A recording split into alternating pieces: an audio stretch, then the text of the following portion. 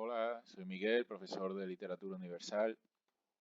En este vídeo nos vamos a ocupar del siglo de la Ilustración, también conocido como siglo de las luces, enfocándolo principalmente a la literatura y dado el predominio del género didáctico, especialmente del ensayo en este siglo, pues también abordaremos, no sin gran profundidad, pero sí abordaremos algo de la filosofía de la Ilustración. Bien, por continuar con la contextualización que estuvimos haciendo al final de la anterior clase, ¿no?, sobre qué es la ilustración, tenemos aquí un texto muy representativo de Kant, ¿no? Ten valor de servirte de tu propio entendimiento, como el lema de la ilustración, el sapere aude, ¿no?, el salir de la minoría de edad en la que el ser humano ha estado esclavizado a pensar no por sí mismo, sino por lo que le decían otras instituciones, la Iglesia, el Estado, etcétera, ¿no? Y supondría atreverse a pensar por uno mismo, partiendo de la razón. Bien, esto como marco de pensamiento base, ¿no? Pero tratando sobre los acontecimientos históricos, económicos, políticos del siglo XVIII, sin tampoco detenernos mucho. En cuanto a política, tenemos la forma de gobierno llamada como despotismo ilustrado, este lema famoso de todo para el pueblo, pero sin el pueblo. Es decir, los gobiernos absolutos que ya estaban empezando a perder fuerza con una burguesía en auge, pues tuvieron como estrategia principal intentar aplicar una serie de reformas para el progreso de las naciones, pero sin ceder su poder, ¿no? Esto se fue volviendo con el paso de los años cada vez más difícil, ¿no? Y veremos, ya afectan al 18, pero aún más al 19, toda la inestabilidad política que hubo en esas décadas, en esos siglos, donde por otra parte, desde un punto de vista histórico, lo que se fue viviendo es la caída de esas monarquías absolutas por nuevas formas de gobierno,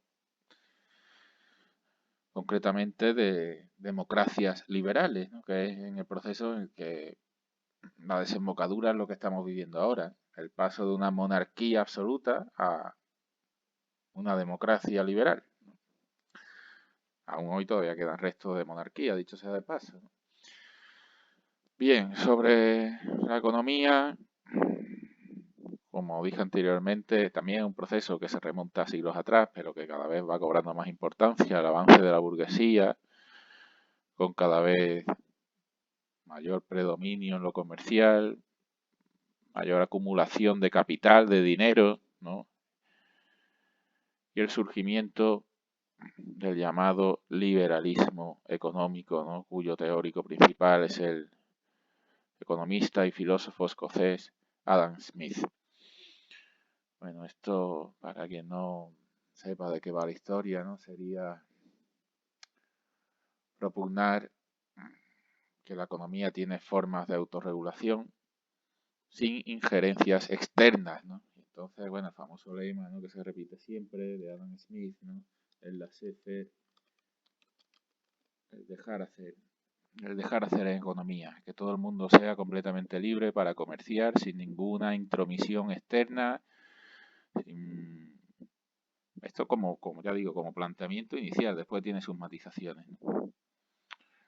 En cuanto a la sociedad, el crecimiento demográfico, ¿no? En siglos anteriores había habido muchas epidemias, pestes, emigración a América, la población en muchos casos se había quedado incluso estancada. Pero aquí sí es cierto que, sobre todo, como dice ahí, las mejoras en la agricultura y en las condiciones de vida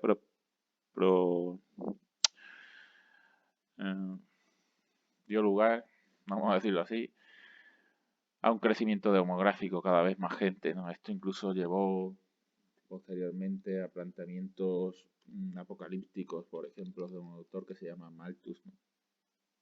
Que pensaba que mientras que la población crecía en progresión geométrica, los recursos de alimentos, etcétera, solo crecían en progresión aritmética. Los que sepan un poco de matemática, pues sabrán que las progresiones geométricas son del estilo de 2 por 2 por 2 por 2, mientras que las progresiones aritméticas 2 más 2 más 2 más 2, llegaría un momento, según Malthus, esto por cierto lo pilló después Darwin, que no sería sostenible esa población, ¿no? Pero bueno, de momento solo comentando el puro hecho histórico, crecimiento de la población. En religión empezó a contemplarse posturas deístas y ateístas, ateas, perdón. Algo que antes directamente se acusaría como herejía, sobre todo en planteamientos más progresistas, empezaron a tener cabida. Antes directamente había religiones oficiales. Lo que se empieza a propugnar aquí con la Ilustración es que hay una separación entre religión y poder político, ¿no? Y por tanto una apertura a la tolerancia religiosa, a que no hubiese... Esto también lo estamos... El final de esto lo estamos viviendo ahora, ¿no? Con los estados laicos que no tienen una religión oficial, la aceptación de religiones diferentes, etcétera, ¿no? Siglo XVIII, siglo de descubrimiento, sí es cierto ya que de territorios más marginales o menos accesibles, ¿no? Ya los grandes territorios, hombre, principal sobre todo Australia, islas del Pacífico, el comienzo, aunque tampoco se exploraron en profundidad, tenemos que esperar hasta finales del XIX, principios del XX, el descubrimiento de los polos, polo norte, polo sur. Avance científico. Este tuvo grandes repercusiones en el cambio social, ¿no? Principalmente la invención de la máquina de vapor supuso ya el adentrarse en la llamada revolución industrial, que hizo que aquellas sociedades que consiguieron llegar al avance de la máquina de vapor estuvieran en mucha ventaja respecto a otras. Por supuesto, la física, ¿no? Como ciencia, modelo a seguir, ¿no? En su aplicación de las matemáticas. El comienzo también aquí de la química, que seguirá en el siglo XIX, ¿no? Las teorías biológicas, que empezaban a desafiar cada vez más al creacionismo. La astronomía, la medicina, que fue avanzando. En general hubo un siglo de oro científico, aunque hay que aclarar que ese despertar científico no afectó especialmente a España, ¿no? Que en este aspecto se fue quedando cada vez más atrasada y sería una de las causas que explicarían su declive, su decadencia en el siglo XIX. Por tanto, con estos condicionantes políticos, económicos, sociales, religiosos, científicos, de exploración, etcétera, tendríamos el llamado movimiento ilustrado, ¿no? Que sería ese movimiento en torno al siglo XVIII, basado en el poder de la razón, que haría tener una actitud crítica, revisando los valores tradicionales y supuestamente impulsando reformas, cuando menos reformas sociales.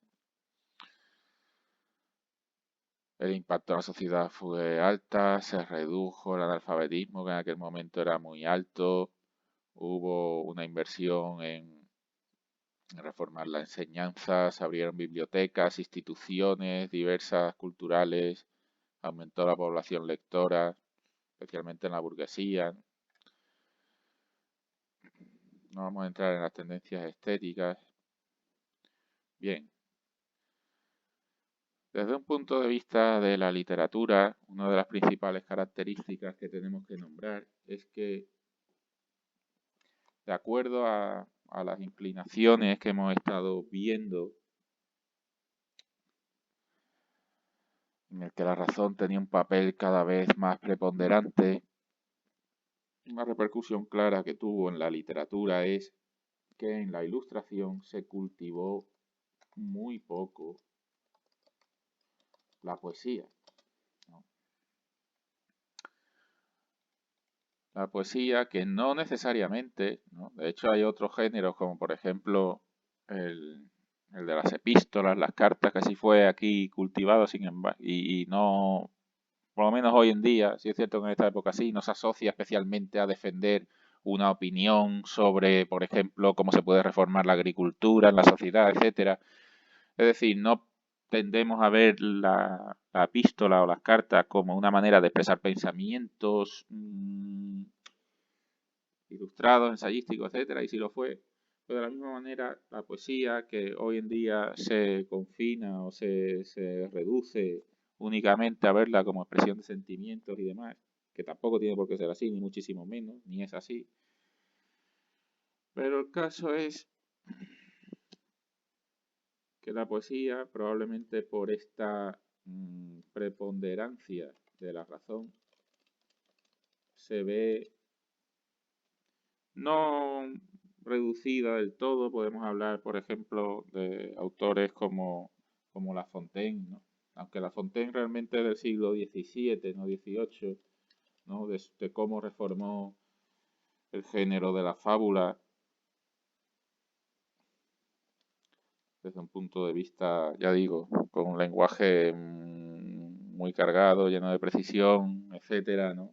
Que recordaría el de la poesía. Pero en general se cultivó muy poco. El género estrella, recordemos el tema de los géneros, ¿no?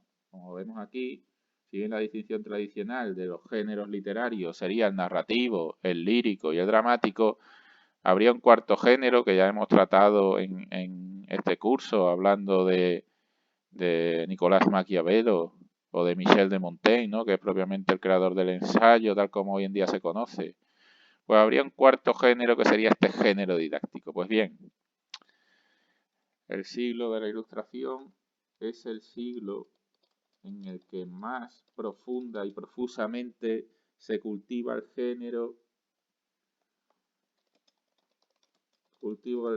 del didáctico y especialmente el género del ensayo, ¿no? O sea que volvemos otra vez a recuperar, lo digo para las clases prácticas con textos, ¿no? Volveremos a recuperar todas las preguntas que hacíamos para los textos de Montaigne o de Maquiavelo, ¿no? Sobre la tesis, argumentos, qué tipo de argumentos defienden cada tesis, etcétera. Esto ya cuando ponga la tarea semanal la veremos, ¿no? Y recordaremos ese tipo de preguntas que utilizábamos para trabajar textos argumentativos. Pues bien, como digo, el género del ensayo dentro del género didáctico sería el más cultivado de la Ilustración. Bueno, volvemos al libro de texto. Ensayo filosófico, la enciclopedia. ¿Qué podemos decir sobre la enciclopedia y los enciclopedistas? Bien, probablemente podemos decir que la empresa cultural más importante de la Ilustración fue la creación de la enciclopedia. ¿Y qué diantre de la enciclopedia? Bueno, esta palabra hoy en día, pues, aunque ya hoy en día están desapareciendo las enciclopedias de forma física en las casas, ¿no? Que esto fue algo que hace unas décadas era incluso un signo de distinción, ¿no? Tener una enciclopedia en casa, y hoy en día ya nadie las quiere. Pero la enciclopedia es lo que pensáis, ¿no? O lo que sabéis sobre la enciclopedia. Sería, en este caso, en el caso de la Ilustración francesa, que fue el primer intento de realizar una gran enciclopedia, sería la creación de 28 volúmenes que abarcarían en orden alfabético por entradas, como un diccionario para que nos entendamos, pues la historia del progreso humano, es decir, la historia del pensamiento, de las artes, de las ciencias, durante los 3 últimos siglos. En este caso, debido a fuertes problemas con la censura, y bueno, y después por tener que coordinar a tantos autores, aunque el que dirigió este intento fue el matemático Jean d'Alembert, sería, por decirlo así, el que planeó y dirigió la enciclopedia, y también Diderot, ¿no? Escritor, que coordinaron una obra, como ya digo, titánica en 28 volúmenes, en el que colaboraron pues algunas de las mejores mentes de la época, sobre todo francesas, ¿no? Por ejemplo, Rousseau, Voltaire, Montesquieu, etcétera.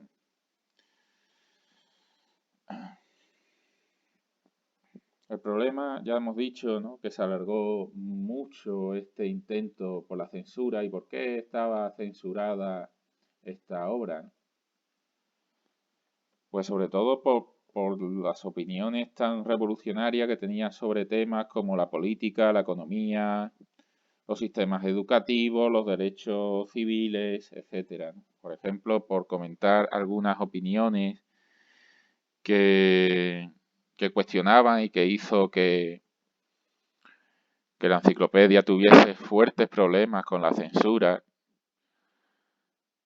voy a buscar otra vez el documento en el que escribí, estaría, por ejemplo, planteamiento, por comentar algunos, ¿no? El planteamiento de Diderot sobre la política, en el que cuestionaba el pensamiento que era el estándar en la época, ¿no?, de que el soberano fuese la fuente de todo poder político y civil, ¿no? Porque para él, para Diderot, la fuente de todo poder político y civil estaría en el consentimiento de la nación, del pueblo, no en el soberano, ¿no? Por ejemplo, sus opiniones o la opinión del caballero de Jacques sobre la guerra, totalmente contraria a la guerra, ¿no?, que diría que solo engendra crímenes, rapiña, y va acompañada de hambre, de desolación, de espanto. Es decir, no habría nada, no se sacaría nada bueno de la guerra. O por ejemplo, el planteamiento de Voltaire, que nosotros ya conocemos algunos de sus ideas, ¿no?, por haber leído diversos fragmentos del Cándido.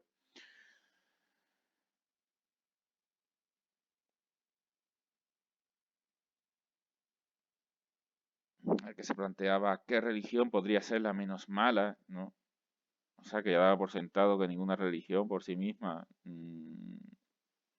no contenía nada especialmente bueno, ¿no?, porque enseñaba la moral a base de dogmas, porque intentaba hacer justas a las personas, pero a base de creencias absurdas, etcétera. O sea, claro, todos estos planteamientos en la enciclopedia dieron lugar a mucha crispación social. Y de hecho hay quien sitúa o hay quien dice que estas opiniones vertidas en la enciclopedia serían una de las causas, ¿no?, que dieron lugar al hervidero que dio origen a la Revolución Francesa de 1789. Bien, esto sobre los enciclopedistas. Aquí tendríamos, por supuesto, algunos de los autores principales que hemos mencionado, D'Alembert, principalmente era un matemático, ¿no?, también con trabajos filosóficos, Diderot, del que hemos hablado antes, ¿no?, curiosamente esto de todas maneras ya estaba en el pensamiento de la época, ¿no?, en el sueño de D'Alembert anticipando el darwinismo. De Voltaire, que vamos a hablar un poco más. De Rousseau no vamos a hablar porque lo tratamos en Historia de la Filosofía de segundo, y para no pisar información lo vamos a reservar para ahí, pero sí vamos a hablar algo del trabajo de Montesquieu y de Voltaire.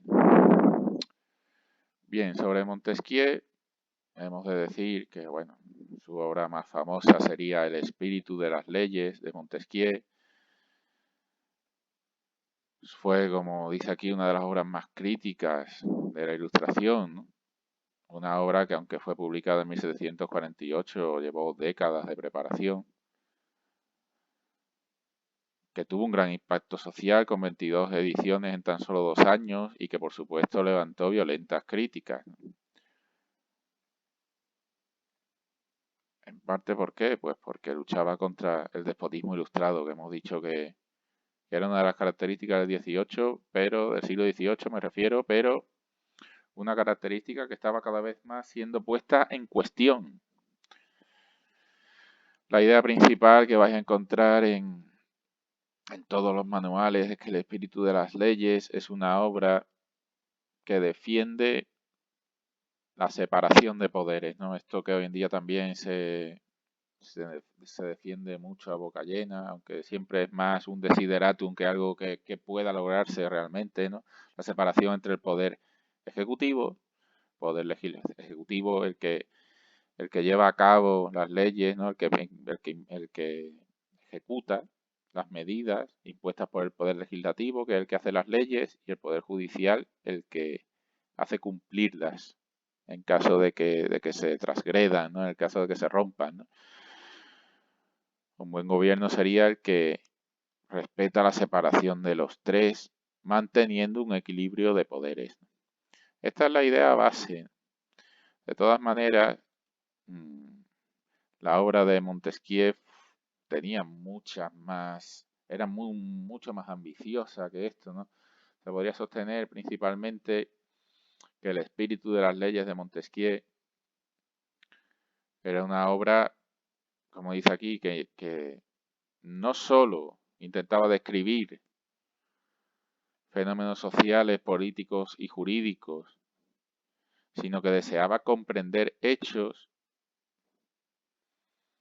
para intentar crear una especie de leyes o de normas sobre cómo va evolucionando la sociedad históricamente.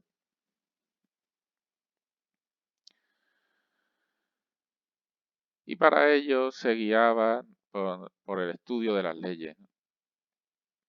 Como sostenía el propio Montesquieu, la historia de todas las naciones no son sino las consecuencias de esos principios. Y toda ley particular estaría ligada o dependería de otra más general. Es decir, las leyes que gobiernan las sociedades de las sociedades humanas no serían leyes arbitrarias, caprichosas, sino que habría una especie de criterio, de patrón, ¿no? Y precisamente era lo que Montesquieu intentaba averiguar con su estudio. A pesar de que fue una obra que, como hemos dicho antes, ¿no? Que aunque fue publicada en 1748, tuvo una larga preparación, fue la última obra de Montesquieu y su opus magnum, su obra principal, como dice aquí, fruto de 17 años de trabajo. A pesar de ello, digo, muchas de las generalizaciones que hizo Montesquieu sobre los datos históricos que recibía, pues fueron un poco precipitadas. Algunas de las ideas que incluye Montesquieu en su obra es establecer cuántas clases de gobierno en las diferentes sociedades y épocas históricas hay, ¿no? Y la divide entre 3 clases de gobierno: republicano, monárquico y despótico. La república podría ser una democracia, si es en el pueblo el que detenta el poder supremo, o una aristocracia si solo la poseen algunos. En una monarquía el príncipe gobierna de acuerdo a leyes, no de acuerdo a lo que le da la gana, y habría una serie de poderes intermedios que serían unas figuras de poder en quien confía el rey para que gobiernen la sociedad. Y por último, el Estado despótico, que es lo que hoy entenderíamos más como una especie de dictadura, pues ni habría leyes ni habría depositarios de ellas, solo la figura de poder tendría y concentraría todo el poder. Asociadas a cada una de las tres formas de gobierno, republicano, monárquico y despótico, habría tres principios diferentes, ¿no? El principio del gobierno republicano, que es el que sería la democracia o la aristocracia, sería la virtud ciudadana, el del monárquico sería el honor y el del despotismo, el principio que rige esa sociedad, sería el temor. En función del tipo de gobierno republicano, monárquico, despótico que haya, habría diferentes sistemas jurídicos.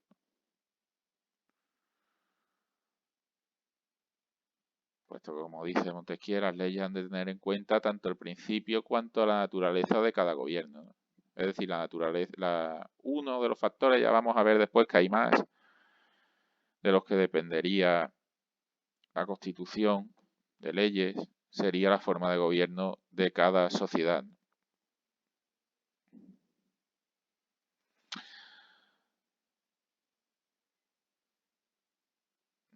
Otra de las causas que estarían relacionadas sería la relación entre las leyes y las condiciones climáticas y económicas, ¿no?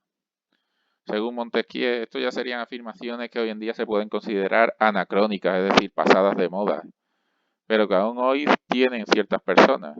Se puede decir que hoy estas opiniones han sido en parte desacreditadas. Me refiero a las opiniones, por ejemplo, de que el clima ayuda a formar el carácter y las pasiones de un pueblo, ¿no? Y por eso la manera en la que afecta el clima a las personas haría que el carácter de los ingleses fuera diferente al de los sicilianos, la isla de Sicilia, al sur de Italia. Y por tanto, las leyes también deberían tener en cuenta cómo el pueblo se adapta, cómo las leyes deberían adaptarse al pueblo.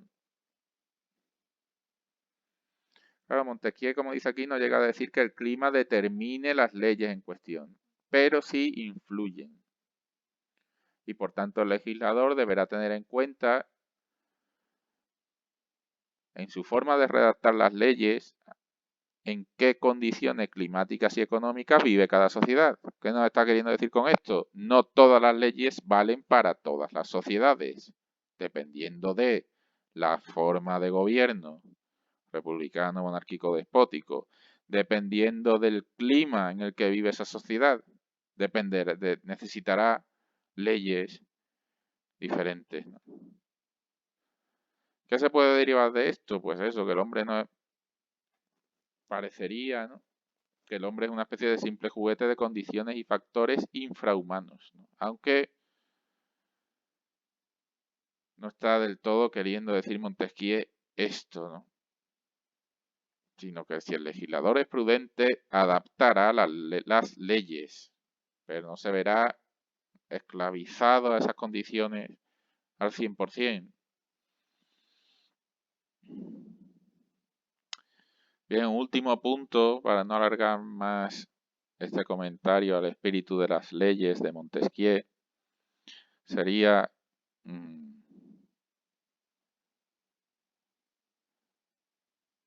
bueno, antes de mencionar esto, como se refleja aquí, ¿no?, Montesquieu, no podemos interpretar a Montesquieu como si fuera un relativista, de que todo depende del tipo de gobierno, del tipo de clima y de otros factores, ¿no? Él sí creía que había una serie, como un núcleo de las leyes que eran inmutables, ¿no? Dios, o llámese así, habría establecido unas leyes nucleares básicas que sí serían las mismas, ¿no? Es decir, no es relativista, no cree que se puedan pensar de maneras diferentes en función de la sociedad, no cree que todo pueda estar admitido, ¿no? Bien, y lo dicho, una última idea que sí sería menester tratar aquí, ¿no? Era la visión de Montesquieu como un entusiasta de la libertad, ¿no? O sea, Montesquieu no era simplemente una especie de científico social que veía los fenómenos de forma aislada, como si no le afectasen en absoluto, sino que él era un entusiasta de la libertad. El modelo en el que se guiaba Montesquieu como defensor de la libertad sería la Constitución inglesa, que a él le despertaba una gran admiración, la Constitución inglesa de su tiempo, ¿no? La libertad que entendía por libertad, concretamente por libertad política Montesquieu, pues hacer lo que deberíamos querer hacer y en no estar obligados a hacer lo que no deberíamos querer hacer. Es decir, por libertad no es libertinaje, hacer lo que te dé la gana, sino en crear una especie de conciencia cívica que te permita hacer lo que debes querer hacer y no estar obligado a hacer lo que no debes querer hacer, dentro del marco de lo legal. Por tanto, la libertad es el derecho a hacer todo lo que las leyes permiten. Lo que pasa es que las leyes en Montesquieu pues serían más abiertas de lo que eran en su época las constituciones, ¿no?, de la época, ¿no? Y aquí es donde entraría, dentro de este marco, si podemos entender pues esta separación de poderes legislativo, ejecutivo y judicial de Montesquieu, ¿no? Tendrían que estar separados y ser independientes cada uno de los demás, de modo que puedan obrar como contrapesos. De nuevo, la idea del equilibrio de poderes, ¿no?, que ya lo tenemos aquí, que también en su obra sobre la alquimia tomaría Isaac Newton, ¿no?, el famoso físico Isaac Newton. Bien, críticas a Montesquieu. Montesquieu, sobre todo las críticas, bueno, se podrían criticar muchas cosas de sus pensamientos, ¿no? Hoy en día tiene, bueno, salvo el tema este de la separación de poderes, que sí tiene plena vigencia hoy en día, pero todo el tema este de cómo influye el clima en las sociedades, esto es más discutible. Y una de las críticas principales también es que cuando Montesquieu, como defensor de la libertad, se maravilla tanto de la Constitución inglesa, no parece estar conociendo bien que en la Revolución Inglesa de 1688 se había impuesto definitivamente la supremacía del Parlamento, es decir, que todo el tema de la separación de poderes no estaría en esa Constitución inglesa que tanto amaba Montesquieu.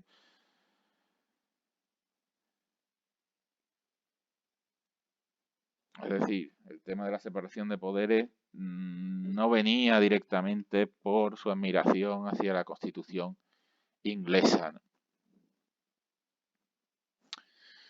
Lo cierto es que tuviera mayor o menor razón, Montesquieu fue un pensador muy influyente en el siglo XVIII y de hecho muchas de las constituciones que fueron escribiéndose a finales del XVIII recogen parte de los pensamientos de Montesquieu, ¿no?, y su reflexión sobre las leyes, ¿no?, concretamente como dice aquí, ¿no?, como se ve en la Declaración de los Derechos del Hombre y del Ciudadano de 1791. O sea, que con algunas partes discutibles, lo cierto es que Montesquieu tuvo una gran influencia en el marco legislativo de finales del XVIII y del XIX. Y incluso hoy en día se sigue citando a Montesquieu con estas ideas, ¿no? Voltaire, en fin, Voltaire, como dice aquí, autor del Diccionario Filosófico, en el que expone sus ideas en artículos, etcétera. Nosotros vamos a hablar un poco de este texto del que ya conoceréis algo, porque lo estuvimos tratando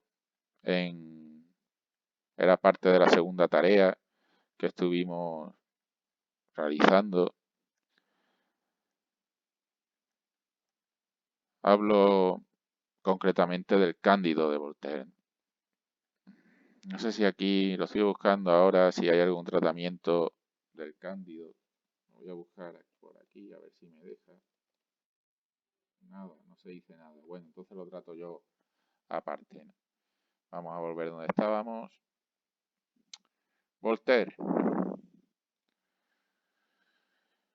es conocido, entre otras muchas obras, ¿no? Pero como esta ya hemos leído algo de ella, pues vamos a contextualizarla algo mejor, ¿no? Mi idea habría sido que esta hora se hubiese dado tiempo a darla al final del segundo trimestre, pero bueno, la hemos dejado para el principio del tercero, el Cándido de Voltaire, ¿no? El planteamiento del Cándido de Voltaire es pues el de una novela que muchos definen como fantasía filosófica, que en comienzo fue escrito por un tal señor Dr. Ralph, ¿no? Que era un seudónimo de Voltaire, que quería mantener su anonimato cuando escribió esa obra. El planteamiento de la obra, como muchos sabéis, porque el fragmento que vimos en la tarea era el comienzo de esta obra del Cándido, pues el de un joven llamado Pangloss, que habría sido educado por o de acuerdo a las ideas filosóficas de Leibniz.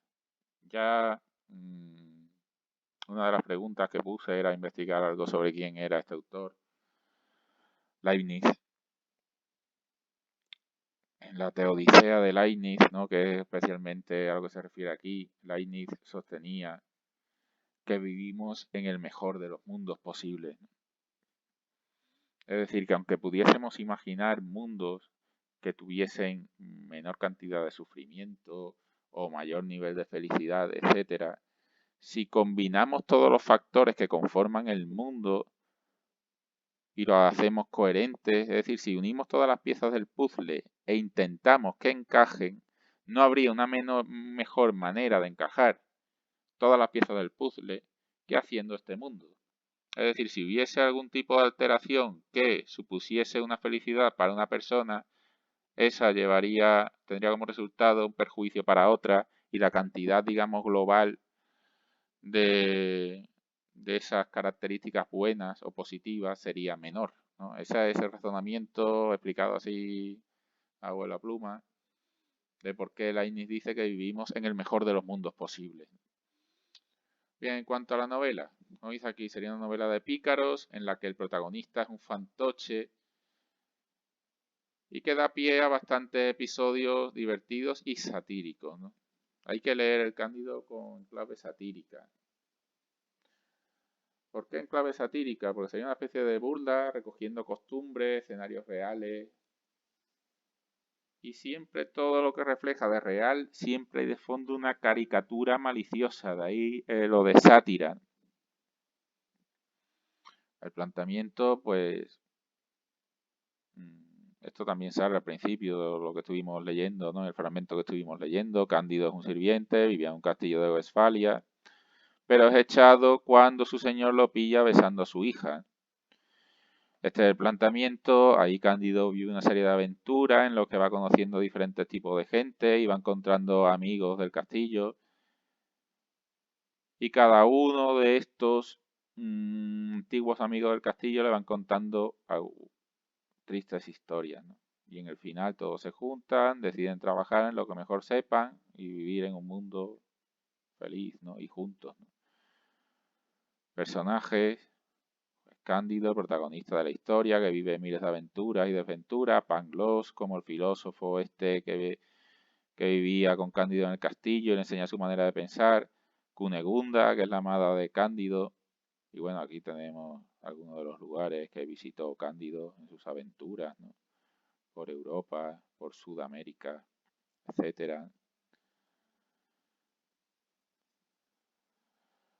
Una de las moralejas a las que podemos llegar con el Cándido de Voltaire sería que, según Voltaire, la felicidad se encontraría en cultivar nuestro propio huerto. ¿Qué quiere decir Cándido con estas palabras, ¿no? La idea de que esta idea así tan ingenua de cambiar el mundo sin más, se nos escapa, es demasiado amplia para nosotros, ¿no? Y nos tendríamos que enfocar en cambiar nuestro entorno, la parcela en la que sí podemos actuar. Esto como una pequeña pincelada sobre esta obra, Cándido, que se lee relativamente fácil, es muy divertida, una buena obra para leer en el verano. Bueno, ya hemos visto El espíritu de las leyes de Montesquieu como obra ensayística y esta novela filosófica de Voltaire, Cándido, ¿no? Hemos hablado un poco de su planteamiento y ya a partir de ahí ya hemos dicho que Rousseau no le vamos a dar especial importancia porque sí es un autor del que vamos a hablar en segundo en Historia de la Filosofía. Bueno, nos estamos centrando en Francia, que en esta época era el gran imperio, ¿no? Era la gran potencia, pero obviamente a caballo entre el 17 y el 18 encontramos otros grandes pensadores y filósofos en Inglaterra, ¿no? Locke, con su ensayo sobre el entendimiento humano, Hume, con su tratado de la naturaleza humana, Samuel Johnson, ¿no? Conocido por la vida de Samuel Johnson, que es una gran biografía, Mandeville y la fábula de las abejas, ¿no? En el que habla de forma irónica sobre el progreso político, el conde de Salisbury. De este hablaremos algo más. Este autor, quizá en la siguiente clase hablemos un poco más, ¿no? En Italia, Giambattista Vico, Ludovico Muratori, Beccaria, ¿no? De los delitos y las penas. Esta es otra obra que ha tenido gran influencia en derecho, ¿no? Luis Antonio Bernay, Lessing, ¿no? Anticipando en parte ya el romanticismo, Johann Christoph Gottsched, tuvo su influencia en estética, ¿no? En fin, esto tampoco, por conocer algunos de los nombres, no vamos, es inabarcable, como digo siempre, ¿no? A todos los autores, todas las obras, es inabarcable, porque además incluso si tenemos manga ancha y metemos el género didáctico dentro de la literatura, pues es inabarcable, y menos en un año. Pero bueno, una de las cosas que se sacan aquí es saber dónde buscar, saber qué autores son importantes y para quien tuviese más interés, pues saber dónde podría encontrar esa información. Bien, nacimiento de la prensa. Este es otro fenómeno importante y que además tuvo una gran repercusión social y que no existía propiamente, y mucho menos con esta difusión en siglos anteriores, ¿no? Que fue el desarrollo, ya la imprenta, que como sabemos fue inventada en el siglo XV, pero aquí ya fue difundiéndose y permitiendo una impresión más ágil y más barata. Eso tuvo como repercusión el desarrollo de la prensa y que quedase plasmada por primera vez por escrito la opinión pública, ¿no? Obviamente la opinión pública, digamos, reflejada en artículos de opinión, editoriales, etcétera. La prensa, como sabéis, tiene, pues, es un medio de difusión de noticias, pero también de opinión y de crítica, ¿no? Y de hecho se convirtió ya, pues, en un nuevo poder, ¿no? En el que un dirigente, pues, debía tener en cuenta cómo los medios de prensa trataban y abordaban sus medidas. Y esto es muy propio del XVIII y sigue estando de actualidad en el siglo XXI.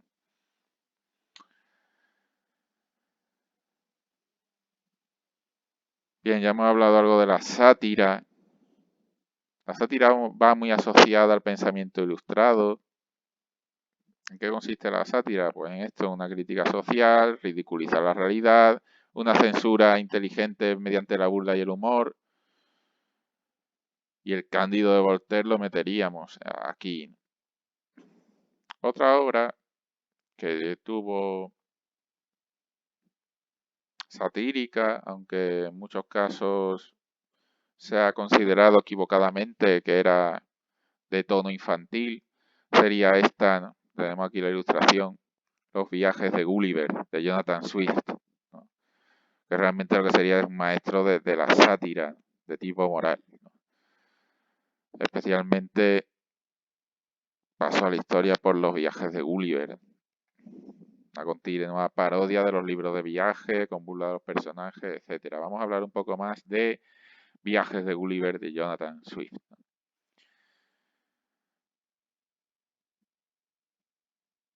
Bien, sobre Jonathan Swift, pues, un autor que nace en el 17, pero desarrolla toda su obra en el 18, estudió en el Trinity College de Dublín, y su trabajo principal fue el de pastor, ¿no?, de sacerdote. Los viajes de Gulliver fue su obra principal, es una narración muy ingeniosa, relativamente fácil de leer, dentro de la sátira, como hemos dicho, con un fuerte componente filosófico, político, social, y que es su objetivo principal es el de burlar a la sociedad inglesa. Y en cuanto a la obra, su título completo sería Viajes a varias remotas naciones del mundo, pero popularmente ya todo el mundo la llama Viajes de Gulliver o Los viajes de Gulliver.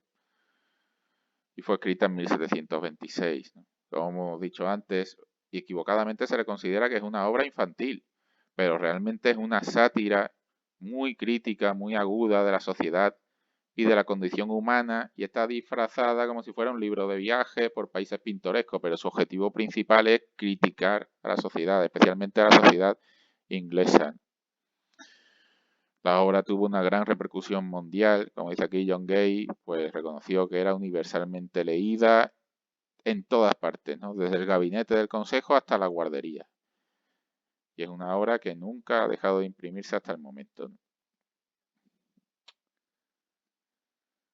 El hecho de que se llame Viajes de Gulliver es por su protagonista, Lemuel Gulliver, ¿no?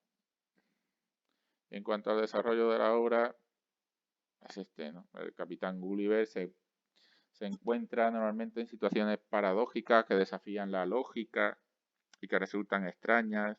Bueno, las que más repercusión han tenido han sido pues las que juegan con el tamaño, ¿no?, de Gulliver, tanto gigantesco como minúsculo. El desarrollo de la obra tiene lugar en países pintorescos, que es lo que ha facilitado que se considere que es una obra infantil. La parte principal sobre los viajes de Gulliver son esos viajes. Y se puede considerar que es una obra, que ya digo que su objetivo es la sátira, pero si la lees así sin esa doble lectura, pues sería un texto narrativo de aventuras. El narrador, aquí nos metemos dentro del género narrativo, en el papel que tiene el narrador, ¿no? Esto sería lo contrario a un narrador omnisciente o externo, sería un narrador interno. ¿Por qué? Porque el narrador es un personaje de la obra que dentro de este tono satírico y paradójico tiene que cumplir con todas las normas de ser un personaje, incluso cuando hace de narrador. Gulliver, que es el narrador, va experimentando por sus propios sentidos y puede contar con sus pensamientos y opiniones, pero no con los de los otros personajes, ¿no? Esto ya lo estuvimos hablando cuando hablábamos del género narrativo, de los tipos de narrador, ¿no? Estos narradores internos, ¿no?, que tienen limitaciones de conocimiento, no pueden saber todo lo que pasa dentro de ese mundo, ¿no? Pues ese tipo de narrador sería el propio de Viajes de Gulliver. Bueno, aquí tenemos, esto todo el mundo ha visto películas o dibujos, ¿no? Algunos de los personajes, Gulliver, el rey de Lilliput, la niñerita, los ciudadanos de este mundo, laputanos, en fin, y de todos los viajes que va haciendo Gulliver.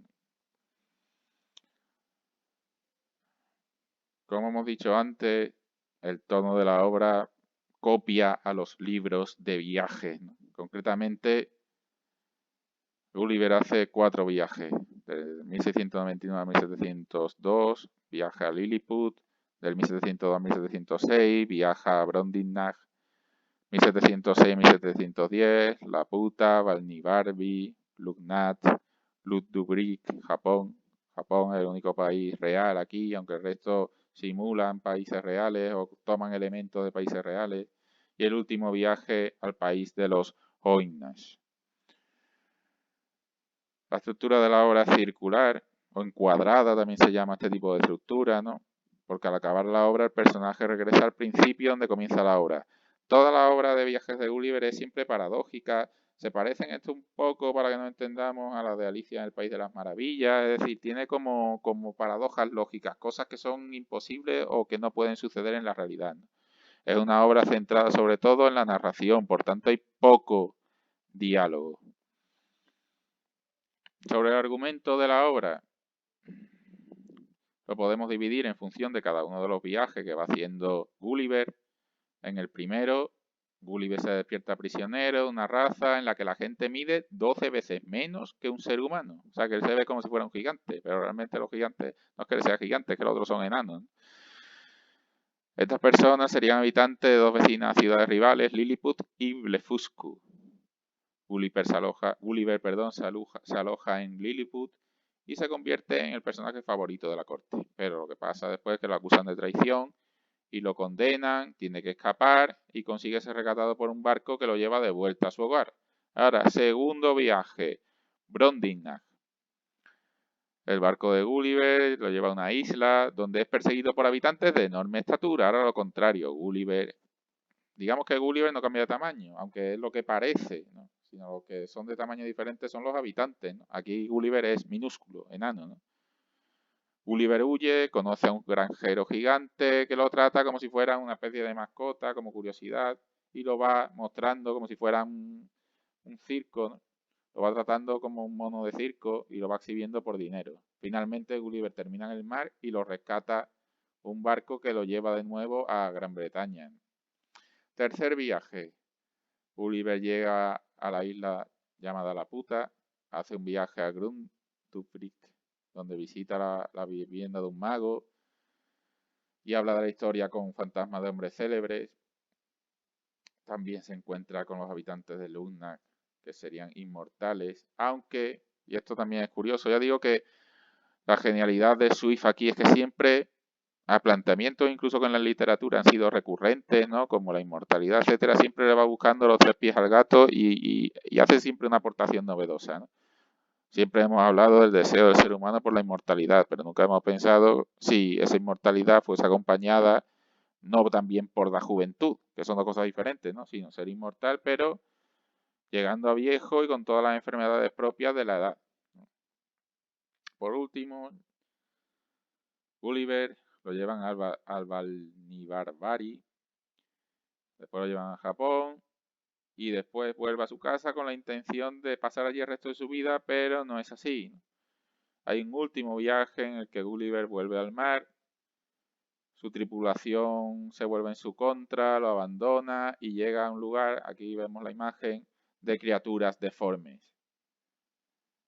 Conoce a un caballo de esta historia, se da cuenta que estos animales son gobernantes y que lo que él pensaba que eran criaturas o animales raros, deformes, etcétera, son realmente seres humanos salvajes. Esto nuevamente, como toda la obra de Viajes de Gulliver, no hay que leerlo en sentido literal, sino hay que entenderlo en su visión de hacer una sátira de la sociedad, ¿no? Aquí ve como si todas las personas sin educación y cultura fuesen como animales salvajes, ¿no? Bueno, seguimos. Una asamblea dice que Gulliver es un peligro para su civilización y lo expulsan. Se encuentra con unos portugueses que lo rescatan y lo llevan de nuevo a Inglaterra. Pero ya con tantos viajes es incapaz de reconciliarse con los humanos y se termina convirtiendo en un ermitaño, pasando varias horas al día hablando con los caballos, ¿no? Los caballos ya, no sé si pensando que pasaba lo mismo, ¿no? Que en este país de los Hoynas y que serían también personas en el fondo, ¿no? En algunos de los temas de los que trata, como hemos dicho, características de la Ilustración, ¿no? En el siglo XVIII se empieza ya a cuestionar cada vez más la religión y los viajes de Gulliver, ya digo, hay que verlos como una sátira con un contenido filosófico, político y moral, ¿no? Aunque si lo lees así en plan infantil, pues lo único que ves es a una persona viviendo aventuras en países diferentes, ¿no? Pero siempre hay una doble lectura de cada uno de esos viaje. Bueno, después de este comentario sobre los viajes de Gulliver, no quiero tampoco alargar mucho más. Otro dentro de los géneros didácticos, la epístola o carta. Pero la carta entendida como qué, como el deseo de escribir qué te va pasando en ese momento, pues no, ¿no? La epístola sería traída aquí con la intención también de exponer pensamiento crítico, ¿no? ¿De qué manera? Normalmente habría una correspondencia entre dos interlocutores. Los interlocutores realmente no existen, son personajes ficticios. Supuestamente así se permitiría o se garantizaría mayormente la verdad, puesto que habría un análisis contrastado de dos personas que tienen dos puntos de vista diferentes. Por ejemplo, en España con este género es muy conocido, esto se da en lengua, no sé si dará tiempo este año, las cartas marruecas, ¿no? En la que uno de los protagonistas es español, el otro marroquí, ¿no? Esas visiones diferentes supuestamente favorecerían una cierta objetividad en el planteamiento, o por lo menos una diversidad de puntos de vista que garantiza mayor universalidad al planteamiento, ¿no? Entonces ya digo, esto no hay que leerlo como cartas así de vivencias personales, sino como una manera de plantear un pensamiento filosófico sobre temas de religión, de moral, de mejorar la sociedad, etcétera, con la excusa de hacerlo con el formato de cartas. Algunas de las características de la epístola pues la vemos aquí, ¿no? Veracidad, contraste, exotismo, ¿no? Normalmente uno de los personajes que participa en estos intercambios de cartas es un personaje de una sociedad diferente a la nuestra, ¿no? Lo que hace tener diferentes perspectivas, diferentes voces.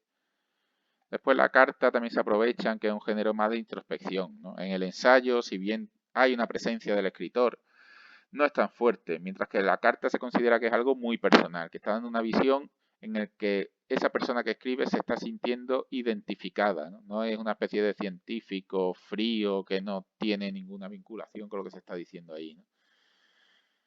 Y después, pues, ya digo, normalmente las cartas o las epístolas de la Ilustración tendrían sobre todo contenidos filosóficos, políticos, morales, sociales, etcétera. Autobiografía, que aquí empieza también con el auge, aunque esto ya viene un poquito después de la novela, etcétera. Bueno, no vamos a hablar de las confesiones de Rousseau porque ya he dicho que de Rousseau lo vamos a dejar para otro año, otra asignatura. Bien, sobre los géneros ya hemos dicho el auge sobre todo del ensayo, ¿no? como género principal dentro del género didáctico. La poesía del siglo XVIII no la vamos a tratar, no la vamos a saltar. ¿Y de la novela? La novela, para empezar, no alcanza a toda Europa, tiene una influencia principal dentro del siglo XVIII en Inglaterra, Francia y Alemania, sobre todo, ¿no?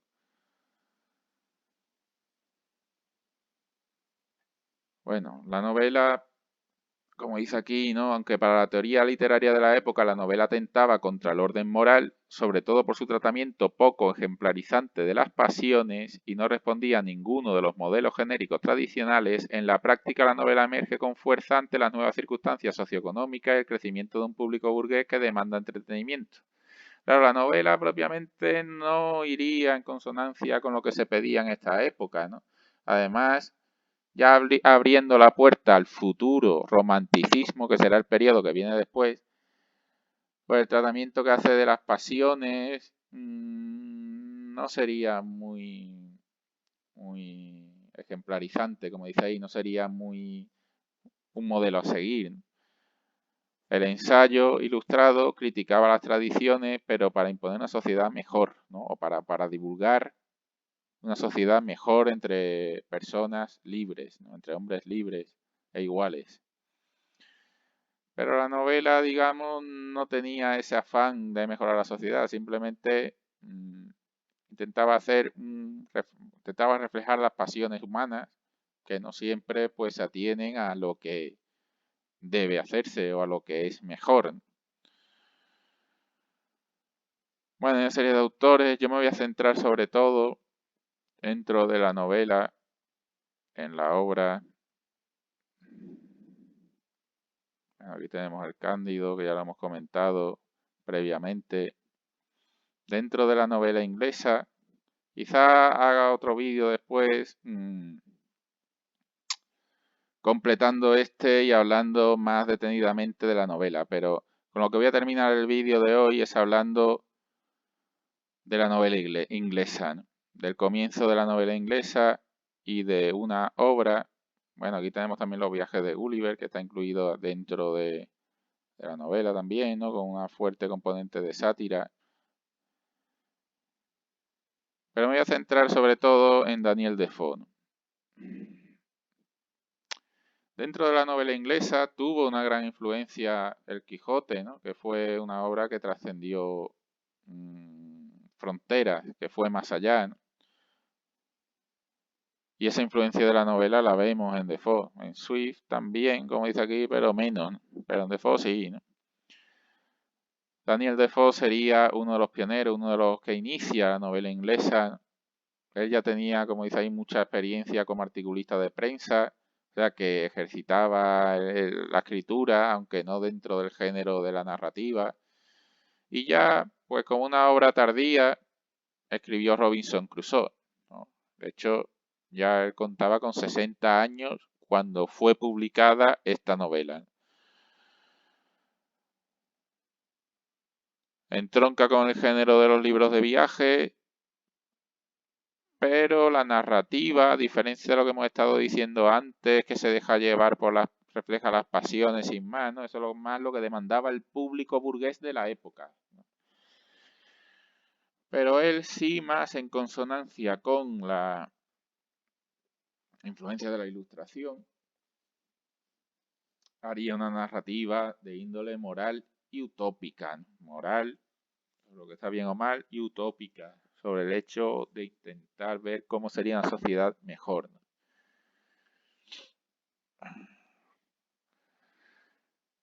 Su propia experiencia, habiéndose dedicado al comercio, no siempre con éxito, Defoe se endeudó en varias ocasiones, fue perseguido por sus acreedores y viajó por diversos países europeos, lo que le da una perspectiva diferente, y a su actividad empresarial se le sumaban sus inquietudes políticas que siempre lo llevaron a estar en el ojo del huracán. Y en Robinson Crusoe, otra obra universal, todo el mundo ha oído hablar de ella, como dice aquí, una de las grandes obras de la literatura universal. El planteamiento lo tenemos aquí, ¿no? La experiencia de un náufrago en una isla desierta, en la que se lleva nada más y nada menos que 27 años, primero en solitario y después de unos años en compañía del famoso Viernes, ¿no? Que sería, como dice aquí, un prototipo de lo que se entendía en esta época como el buen salvaje, ¿no?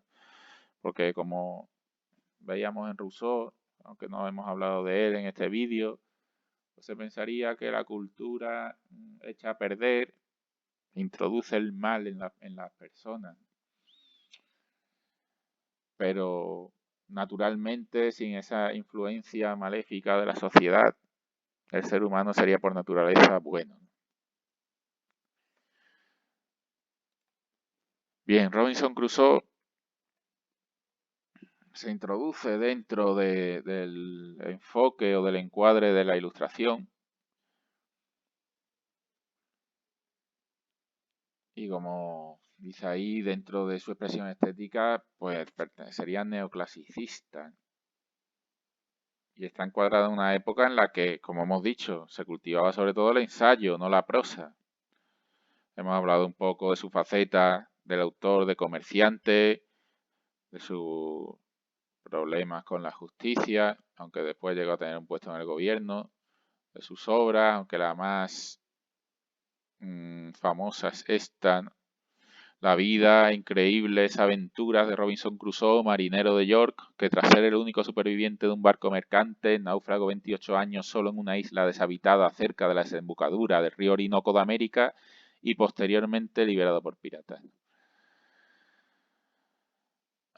La obra tuvo un gran éxito, como no podía ser de otra manera, en Europa y además universalmente.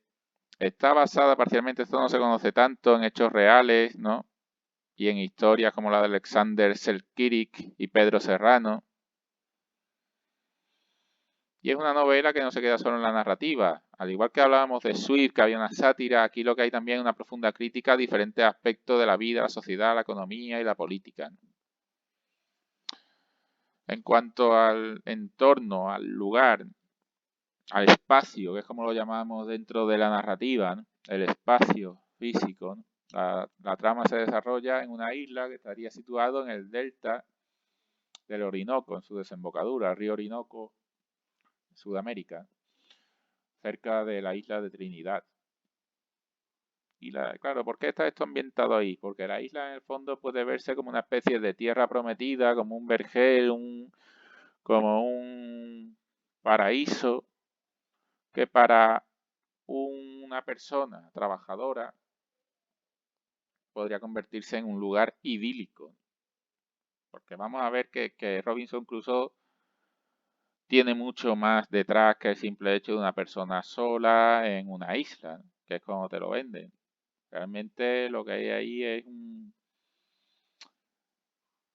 el planteamiento de una especie de utopía o de sociedad ideal en la que una persona, pues trabajadora, con una ética, guiado por una ética del trabajo, etcétera, podría construir una sociedad mejor que la que se le dio en el estado de naturaleza, ¿no? En lo que te encuentras. Realmente es una especie de metáfora de cómo el ser humano, partiendo de cero en una isla, tal como supuestamente la especie humana comenzó, pues a base de un trabajo y disciplina iría avanzando. Al principio, como dice aquí, durante su solitaria vida en la isla, Crusoe está gradualmente sometido a ver el error que cometió al no aceptar el consejo de su padre, pero está siempre sujeto a abandonar el camino señalado por él. Esto le da la libertad de pensar por él mismo, no por lo que le dice su padre, que representaría la autoridad, sino por lo que piensa él, ¿no? Esto es muy ilustrado, por lo que piensa él que está bien o que está mal. El narrador, que esto ya en la literatura cada vez va cobrando mayor importancia, también está en primera persona y ahí sí distingue dos niveles, ¿no? El mundo real cotidiano y normal y por otro lado la mimesis o la mímesis, ¿no? La imitación del mundo real, ¿no? Es decir, el mundo real tal cual y la imitación de ese mundo.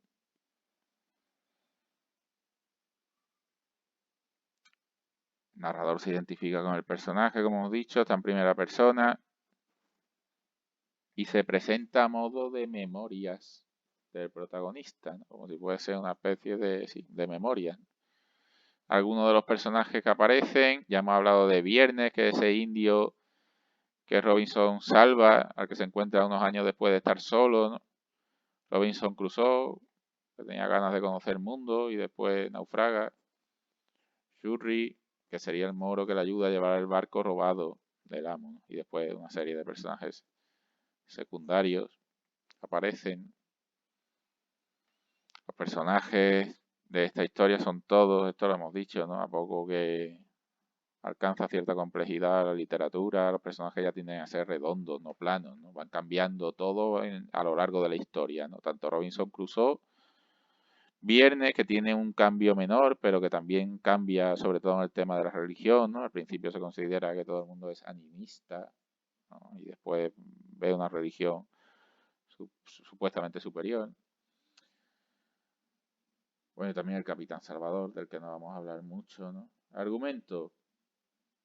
Por eso estábamos diciendo antes lo de que Robinson comenzó a pensar por sí mismo sin depender de su padre, ¿no? El planteamiento es, Robinson no le hace caso a su padre, era un chico tozudo, ni nadie le hace cambiar de planes y un día tiene la oportunidad y se embarca en una aventura en el cual le pasa de todo, ¿no?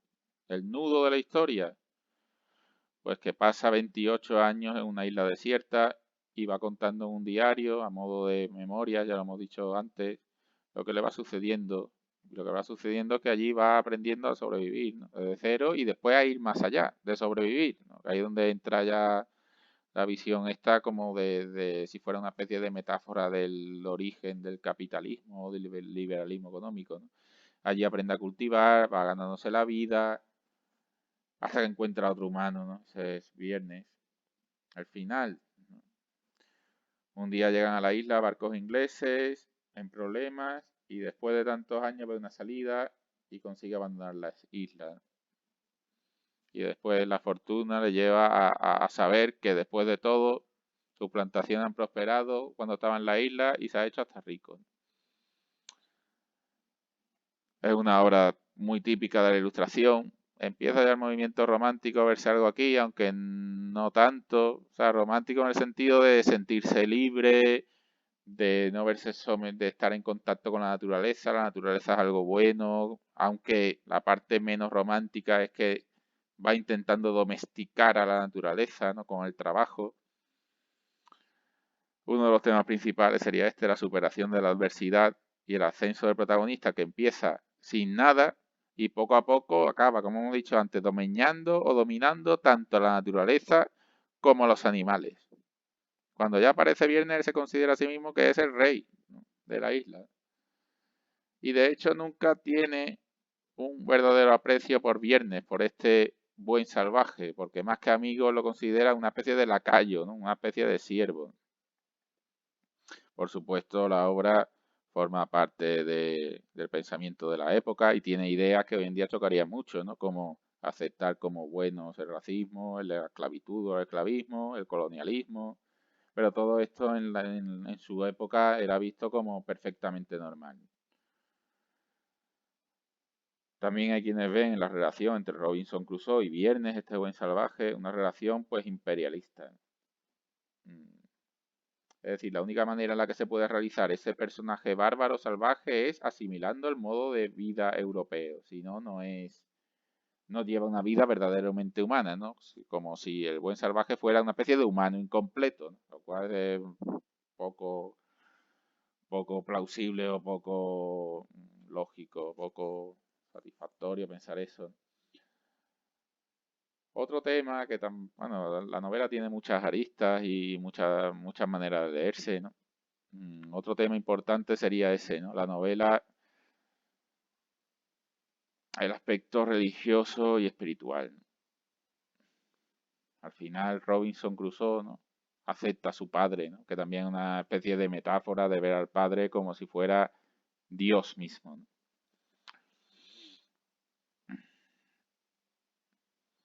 Hay quien ha visto también en Robinson Crusoe una especie de metáfora pues del surgimiento del capitalismo, ¿no? Con una serie de recursos, si en vez de ser como un buen salvaje que simplemente te dedica a estar, desde el punto de vista, me refiero, un imperialista inglés, ¿no? En vez de estar vagueando todo el día ociosamente, si eres disciplinado, tienes una ética del trabajo y te esfuerzas, pues consigues hacer una sociedad próspera. Es decir, la visión que tenía Daniel Defoe de comerciante la aplica a Robinson Crusoe, que no se limita a sobrevivir en la isla, es que empieza a hacer como un pequeño estado dentro de la isla, ¿no? Empieza a ir construyendo cosas cada vez más sofisticadas y eso se ve como una especie de alabanza al sistema pues capitalista, ¿no? Si te esfuerzas y sabes jugar tus cartas, prosperas. En este sentido también podemos decir que la novela Robinson Crusoe es idealista.